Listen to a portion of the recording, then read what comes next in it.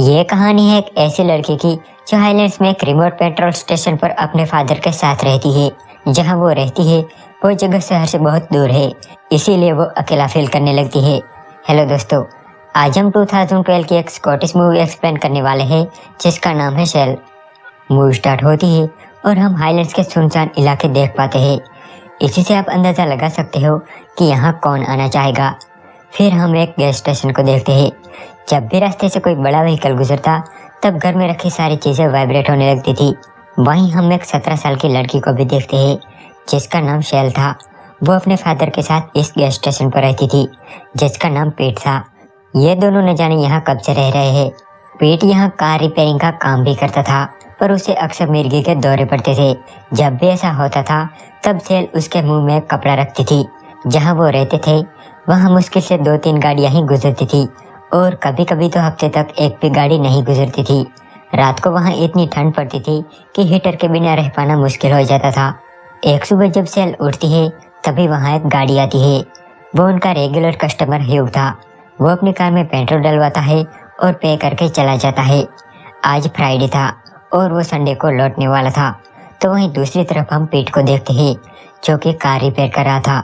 वो बहुत टाइम से काम कर रहा था, इसीलिए शेल उसके पास जाती है और उसे अब काम छोड़ने को कहती है। रात को डिनर करते टाइम पीट को अचानक मिर्गी का दौरा पड़ता है तो शेल उसके मुंह पर कपड़ा रखती है। ये शायद इसीलिए किया जाता है ताकि दांतों के बीच चीप ना आ जाए, और ये शेल के लिए कोई बड़ी बात नहीं थी। उसके फादर को अक्सर दौरे पड़ते थे। रात को जब दोनों डिनर कर रहे थे तभी वहाँ एक गाड़ी आती है। वो भी उनका रेगुलर कस्टमर एडम था। वो सॉ मिल में काम करता था और आज रात वो पब जा रहा था। शेल की हालत कुछ ऐसे थे कि वो इस गैस स्टेशन और अपने फादर को छोड़ के कहीं नहीं जा सकती थी। उसने शहर तो कभी देखा ही नहीं था। तो वहीं पीट भी अपनी हालत से बिल्कुल भी खुश नहीं था। उस रात कोई दरवाजे पर दस्तक देता है। जब वो दरवाजा खोलते हैं तो वहाँ एक आदमी था। वो बताता है कि उनकी कार का एक्सीडेंट हो गया है और उसे हेल्प चाहिए। तो पीट और शेल गाड़ी लेकर उसके साथ जाते हैं। उनकी कार से एक हिरन टकराया था और ये इस इलाके में आम बात है। वहाँ पहुंचकर पीट उस हिरन को मार देता है। वैसे भी वो बचने वाला तो था नहीं, उल्टा वो तड़प रहा था। इसके बाद पीट उन दोनों को अपने कॉटेज में ले आता है। वो रॉबर्ट और क्लेयर थे। वो हस्बैंड वाइफ थे और हाईलैंड्स में पहली बार आए थे। वो दोनों अगले दिन चले जाते हैं और अब ये दोनों फिर से अकेले हो जाते हैं। उस रात जब पीट फ्रेश हो रहा था तब शेल उसके पास आती है और उसे टच करने लगती है। वो बस यही पूछती है कि क्या तुम मुझसे प्यार करते हो। पीट कहता है कि हाँ, मैं तुमसे बहुत प्यार करता हूँ। लेकिन इतना तो हम जान गए थे कि पीट और शेल का कुछ ज़्यादा ही क्लोज रिलेशन था। उस रात जब दोनों अपने अपने कमरे में सो रहे थे तभी अचानक बॉयलर बंद हो जाता है, जिस वजह से शेल को ठंड लगने लगती है। तो वो पीट के कमरे में जाती है और उसके साथ सो जाती है। पीट पूछता है कि क्या हुआ। तब वो बताती है कि बॉयलर बंद हो गया है और मुझे बहुत ठंड लग रही है। पीट कहता है कि तुम यहाँ नहीं सो सकती। शेल कहती है कि क्यों नहीं सो सकती। तब पीट बॉयलर ठीक करने चला जाता है। वो ट्राई करता है उसे ठीक करने की, पर रात को वो क्या ही कर लेगा। बॉयलर ठीक नहीं होता, इसीलिए वो शेल के साथ ही सो जाता है। जब सुबह होती है तब एक पल के लिए पीट अपना आपा खोने लगता है, लेकिन अगले ही पल वो शेल से दूर हो जाता है और बॉयलर को ठीक करने लगता है। तभी वहाँ ह्यूग आता है। वो शेल के लिए कुछ कपड़े लेकर आया था, जिससे खुश होकर शेल उसे हग करती है।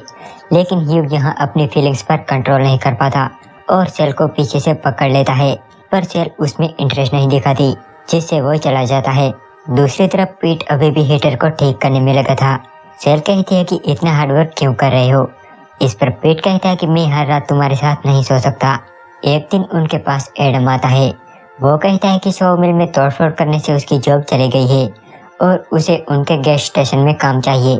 पर पीट उसे यह कहकर मना कर देता है कि उन्हें किसी की जरूरत नहीं है। हालांकि शेल चाहती थी कि एडम उनके साथ रहकर काम करे क्योंकि वो उसे पसंद करती थी। जाते टाइम एडम शेल को अपने साथ ड्राइव पर चलने को कहता है, पर शेल कहती है कि वो बिजी है, इसीलिए वो नहीं चल सकती। लेकिन बाद में वो मान जाती है और उसके साथ चली जाती है, जहाँ कार में दोनों इंटीमेट होते हैं। उस रात भी शेल पेट के साथ ही सोना चाहती थी, पर पेट उसे उसके कमरे में छोड़ देता है। अगली सुबह उनके पास एक औरत आती है। उसके साथ उसकी बेटी भी थी और उसे टॉयलेट जाना था। जब वो यहाँ से जाने लगती है तब शेल को पता चलता है कि वो बच्ची उसकी डॉल यहीं भूल गई है। तो वो डॉल लेकर कार के पीछे भागती है। जब उस औरत को पता चलता है तब वो कार रोक देती है और सेल को थैंक्स कहती है और चली जाती है। जब सेल वापस लौटती है तो वो देखती है कि पीट को दौरा पड़ा है। जल्दबाजी में कोई कपड़ा ना मिलने पर वो पीट के मुंह में अपना हाथ दे देती है, जिससे वो इंजर्ड हो जाती है। उस रात पीट सेल से कहता है कि मुझे लगा तुम मुझे छोड़कर चली गई। सेल कहती है कि मैं आपको छोड़कर कहीं नहीं जाऊंगी। उसका मन रखने के लिए वो कहती है कि हम यहाँ बहुत खुश हैं। अब यहाँ बातों बातों में ये दोनों अपनी लिमिट क्रॉस कर जाते हैं और एक दूसरे को किस करते हैं। लेकिन तभी सेल अपना होश संभालती है और पीट को रुकने का इशारा देती है। लेकिन इस इंसिडेंट के बाद पीट को गिल्टी फील होने लगता है। सेल सो रही थी पर वो सो नहीं पा रहा था। तभी उसे ट्रक की आवाज़ सुनाई देती है और वो पहुंच जाता है रोड पर और ट्रक के आगे कूद जाता है। तब किसी आवाज़ से सेल की आँख खुलती है और वो पीट को ढूंढने लगती है। जब वो बाहर निकलती है तो वो देखती है कि वहाँ एक ट्रक खड़ा है। उसे शायद आभास हो गया था कि क्या हुआ है, पर फिर भी हिम्मत करके वो पास जाती है, जहाँ वो देखती है कि पीट मर चुका है। इस हादसे से सेल एकदम टूट जाती है। सेल ने दुनिया देखी नहीं थी। उसकी जिंदगी में उसके फादर ही सब कुछ थे, जिसमें वो अपनी खुशियाँ तलाश रही थी, और आज वो भी चले गए। इस हादसे की खबर सुन के एडम सेल के पास आता है और वो रात वो सेल के साथ ही रुक जाता है। जब सुबह होती है तभी वहाँ एक ट्रक आता है तो सेल उसमें फ्यूल भरने जाती है और एडम कॉटेज में था। फ्यूल भरने के बाद सेल उस ट्रक ड्राइवर के साथ चली जाती है, बिना सोचे समझे कि उसे कहाँ जाना है। शायद वो एक नई जिंदगी की शुरुआत करना चाहती थी और यहाँ ये मूवी एंड हो जाती है।